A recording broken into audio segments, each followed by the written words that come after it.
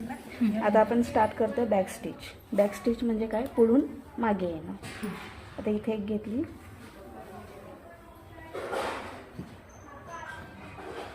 हा एक आधी टाका घालून घेतला. त्यानंतर आपण सलग घेतो स्टिच घेताना, बरोबर आहे. बरोबर. नॉर्मल जेव्हा आपण शिलाई करतो तेव्हा सरळ घेतो. ह्याच्यामध्ये कसं आहे, आधी पुढे जायचं, इथून मागे जायचं. बरोबर. हा टाका आहे ना, ह्याच्या जवळच घ्यायचं. परत पुढे घ्यायचं आणि मागे घ्यायचं.